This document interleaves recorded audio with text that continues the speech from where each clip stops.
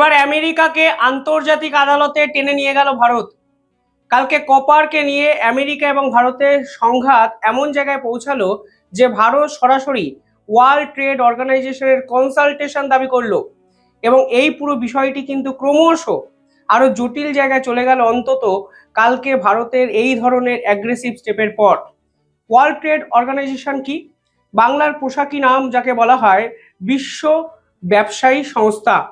এদের কাজই হলো গোটা বিশ্ব জুড়ে যে ব্যবসা বাণিজ্য হচ্ছে সেগুলো যেন আন্তর্জাতিক নিয়ম নিধি এবং নিষ্ঠা মেনে হয়, ঠিক সেগুলোকে তদারকি করা। অর্থাৎ এই ব্যবসা বাণিজ্য ওরিয়েন্টে যত ডিসপুট হয় সেগুলো কিন্তু ওয়ার্ল্ড ট্রেড অর্গানাইজেশনে গিয়ে প্রত্যেকটি দেশকে জানাতে হয়।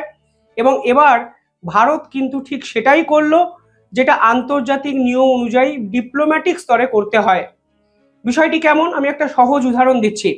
ধরুন, বাংলার মুখ্যমন্ত্রী মমতা বন্দ্যোপাধ্যায় বারংবার দাবি করেন কেন্দ্র নাকি 100 দিনের টাকা আটকে রেখেছে। আর কেন্দ্র বলে যে বাংলায় এই 100 দিনের এত দুর্নীতি হয়েছে যে কোনো হিসাবই নেই, ফলে টাকা দিতে পারবো না, জনগণের টাকা। কিন্তু মুখ্যমন্ত্রী কিন্তু ডিপ্লোম্যাটিক স্তরে এই পুরো বিষয়টার মীমাংসা করার চেষ্টা করেননি। এবং তিনি যেটা পারতেন তা হলো আমাদের দেশের সুপ্রিম কোর্টে গিয়ে একটি মামলা করতে পারতেন এবং মামলা করে তিনি বলতে পারতেন, দেখুন ভারত বা ভারতের কেন্দ্রীয় সরকার এই ধরনের আমাদের সঙ্গে প্রতিহিংসাপনার রাজনীতি করছে, আমাদের টাকা ইচ্ছাকৃত আটকে রেখেছে।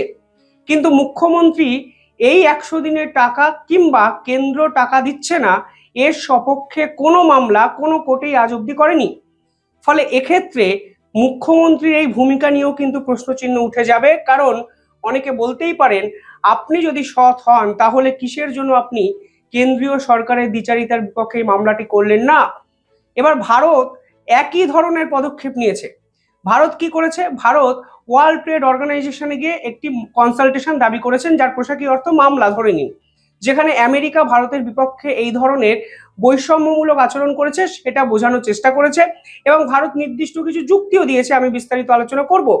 অর্থাৎ ভারত আন্তর্জাতিক স্তরকে পরিষ্কারভাবে বুঝিয়ে দিতে চাইছে এই যে আমেরিকার সঙ্গে ভারতের বর্তমান সংঘাত, তার মূল দায়ী হলো, মানে তার অরিজিনাল যদি রেসপন্সিবিলিটি কাউকে নিতে হয় তা নিতে হবে আমেরিকা এবং ডোনাল্ড ট্রাম্পকে।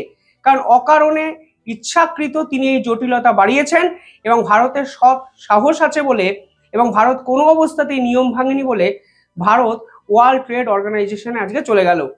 এর আগে ডোনাল্ড ট্রাম্প যখন প্রথমবার ক্ষমতায় এসেছিলেন 2018 সালে, তখন স্টিল অ্যালুমিনিয়ামের উপর তিনি ট্যারিফ লাগিয়ে দিয়েছিলেন। তখন এই বিষয় নিয়ে এত হইচই পড়েনি, কারণ বৃহৎ আকারে তিনি এই ধরনের পদক্ষেপ নেননি। পরবর্তীকালে অটো পার্টসের উপর তিনি ট্যারিফ লাগালেন। এবার আমেরিকা ঘোষণা করেছে 1 সেপ্টেম্বর থেকে কপারের উপর 50% ট্যারিফ ভারতকে দিতে হবে। এই 50% ট্যারিফ আমেরিকা কেন লাগিয়েছে সে বিষয়ে ওয়ার্ল্ড ট্রেড অর্গানাইজেশনে আমেরিকা যে কারণ জানিয়েছে তা ভারতকে স্যাটিসফাই করেনি। আমেরিকার একটি আর্টিকেল আছে যাকে বলা হয় আর্টিকেল 232। সেখানে আমেরিকার ন্যাশনাল ইন্টারেস্টকে প্রোটেক্ট করার জন্য আমেরিকা সরকার এই ধরনের স্টেপ নিতে পারে, তা কিন্তু ওয়ার্ল্ড ট্রেড অর্গানাইজেশনে জানিয়েছে আমেরিকা। আর ভারত বলছে কোনো অবস্থাতেই জাতীয় সুরক্ষার সঙ্গে এই পদক্ষেপ জড়িতই নয়। পাতি বাংলা ভাষায় ন্যাশনাল সেফগার্ড, ডোমেস্টিক মার্কেটকে সেফগার্ড করার জন্য ডোনাল্ড ট্রাম্প এই স্টেপ নিয়েছেন, যা ওয়ার্ল্ড ট্রেড অর্গানাইজেশন নিয়ম বিরুদ্ধ। অর্থাৎ দেশের কপার শিল্পকে বাঁচাতে চাইছে আমেরিকা। ভারতের কপার যেভাবে আমেরিকার মার্কেট ডমিনেট করছে, ঠিক সেটাতেই ভয়ে ভীত সন্ত্রস্ত হয়ে এই ধরনের পদক্ষেপ আমেরিকা যুক্তরাষ্ট্র নিয়েছে। এবং ডোনাল্ড ট্রাম্পের এই ট্যারিফ খেলা আসলে পুরোটাই ভিত্তিহীন। এবং এই বিষয়ে আজকে সরাসরি আন্তর্জাতিক ব্যবসায়ী সংস্থা বা আন্তর্জাতিক আদালতে ভারত কিন্তু সরাসরি কনসালটেশন দাবি করে বলল, আমরা আমেরিকার এই দ্বিচারিতা কোনো অবস্থাতেই মানি না। যদি তথ্য দেখেন সেখানে বলা হচ্ছে 2025 সালে, মানে এই সেপ্টেম্বর অবধি ভারত $360 মিলিয়ন কপার সামগ্রী কিন্তু আমেরিকার মার্কেটে পাঠিয়েছে। সেখানে প্লেট আছে, বিভিন্ন ধরনের টিউব আছে এবং বর্তমানে কপার যে কপারের চাহিদা শুধুমাত্র একটি নির্দিষ্ট জায়গাকে কেন্দ্র করে নয়। আজকে সেমি কন্ডাক্টর চিপ তৈরি করতেও কিছু জায়গায় কপার লাগে, গাড়ির ব্যাটারি তৈরিতে কাজে লাগে, ইলেকট্রনিক গ্যাজেট তৈরিতে কাজে লাগে, পাওয়ার উইন্ড তৈরিতে কাজে লাগে। বিভিন্ন জায়গায় কপারের এখন ভ্যালু কিন্তু ঊর্ধ্বমুখী। ঠিক সেই প্রেক্ষাপটে দাঁড়িয়ে ভারত কোনো অবস্থাতেই চাইবে না ডোনাল্ড ট্রাম্পের এই পাগলামোর জন্য আমেরিকার কপার মার্কেটটা, ভারতের মার্কেটটা যেন নষ্ট হয়ে যায়। এই মুহূর্তে আরেকটা জিনিস ইন্টারেস্টিং ফ্যাক্ট, রাশিয়া থেকে যেমন ক্রুড অয়েল ভারত কেনে, ক্রুড অয়েল কিনে, কারণ ভারতের মাটির তলায় তেল পাওয়া যায় না, ফলে আপনাকে অন্য দেশ থেকে কিনতেই হবে। সেই ক্রুড অয়েল কিনে ভারত কিভাবে ব্যবসা করে? ক্রুড অয়েলকে রিফাইন করে। আপনারা জানেন নায়রা এনার্জি যেটা করে, রিলায়েন্স যেটা করে, ভারতের একাধিক গভর্নমেন্ট এনার্জি সেক্টরের ফার্মগুলো যেগুলো করে, এবং গোটা বিশ্বে সেগুলো বিক্রি করে। কপারও কিন্তু ভারত বাইরে থেকে সব থেকে বেশি ইম্পোর্ট করে, যার পরিমাণ $14.45 বিলিয়ন। এবং এই কপার বাইরের কোন দেশ থেকে আনে ভারত? চিলি থেকে আনে, ইন্দোনেশিয়া থেকে আনে, অস্ট্রেলিয়া থেকে আনে, এমনকি আমেরিকা থেকেও কিন্তু কপার প্রায় 288 মিলিয়ন কিনেছে ভারত, এবং সেগুলোকে ট্রান্সফর্ম করে, মডিফিকেশন করে, এলিমেন্টস তৈরি করে ভারত কিন্তু বিশ্ব বাজারে বিক্রি করে, এবং এই বিক্রির মার্কেটের একটা অংশ কিন্তু আমেরিকাতেও যায়। অর্থাৎ ভারতের অর্থনীতির জন্য এই কপার অত্যন্ত গুরুত্বপূর্ণ একটা বিষয়বস্তু বর্তমান সময়ে। আর ডোনাল্ড ট্রাম্প দেখুন ঠিক সেটাকেই হঠাৎ করে হিট করলেন, এবং 1 সেপ্টেম্বর থেকে তিনি নির্দেশ জারি করেছেন এই কপারের উপরও 50% ট্যারিফ দিতে হবে। এবার আমেরিকার সমস্যার জায়গাটা কোথায়? কেন আমেরিকার ন্যাশনাল সিকিউরিটির প্রশ্নটা আনছে? প্রথমত, ভারতের সঙ্গে রাশিয়ার সম্পর্ক খুব ভালো, আর কপার আমেরিকা কোথায় কাজে লাগায়? ডিফেন্স প্রোডাকশনে কাজে লাগায়, ইভি ব্যাটারি তৈরিতে কাজে লাগায়, পাওয়ার গ্রিডে কাজে লাগায়, সেমিকন্ডাক্টর চিপ তৈরিতে কাজে লাগায়। অর্থাৎ ভারতের কপার দিয়ে এতদিন আমেরিকা এই সকল গুরুত্বপূর্ণ কাজগুলো করতো, যা নাকি তারা এখন করতে চাইছে না, কারণ ভারতের সঙ্গে রাশিয়ার সম্পর্ক ভালো। ভারতের কপার যদি তারা ব্যবহার করে, তাহলে তাদের মিলিটারি ইকুইপমেন্টে ভারতের কোথাও না কোথাও ছাপ থেকে যাবে, যা তাদের ন্যাশনাল সিকিউরিটির ক্ষেত্রে বড় থ্রেট হতে পারে। আর্টিকেল 232 সেটাই নাকি বলছে। পুরোটাই ভিত্তিহীন। মানে ধরুন আমি আপনার থেকে একটি মানে তামার বাটি কিনলাম, এবং সেই বাটিটা আমার ঘরে নিয়ে এসে বললাম আমার ঘরের জন্য এটা বিপজ্জনক হয়ে যাচ্ছে, কারণ আপনি তামার বাটিটা তৈরি করেছেন আমার শত্রুপক্ষের থেকে তামাটা কিনে, কিংবা আপনার সঙ্গে আমার শত্রুপক্ষের সম্পর্ক আছে। এটা বড় বেশি বিশ্বাসের প্রশ্ন। আমি জানি না এই ধরনের ছেলে মানুষই কর্মকাণ্ড আন্তর্জাতিক স্তরে এর আগে কোনো দেশ করেছে নাকি, কিন্তু ভারত এবার এর পাল্টাটা দিয়েছে। ভারত যদি চুপচাপ বসে থাকতো তাহলে কিন্তু মুখ বুঝে সহ্য করা হতো। ওয়ার্ল্ড ট্রেড অর্গানাইজেশনে যাওয়া নিঃসন্দেহে ভারতের অত্যন্ত বুদ্ধিদীপ্ত একটা চাল। অন্তত ভারত বুঝিয়ে দিয়েছে এই ধরনের ছেলে মানুষকে প্রশ্রয় দেওয়ার সময় 21 শতকে এই ভারতের কাছে অন্তত নেই। ওয়ার্ল্ড ট্রেড অর্গানাইজেশন কনসালটেশন করে একটা সিদ্ধান্ত আপনারা নিন, এটা কিভাবে ন্যাশনাল সিকিউরিটির সঙ্গে থ্রেট হচ্ছে। শুধুমাত্র একটা কপার বিক্রিকে কেন্দ্র করে বিশ্বাস করুন কোনো লজিক আমেরিকার এক্সপার্টরা অব্দি দিতে পারেননি।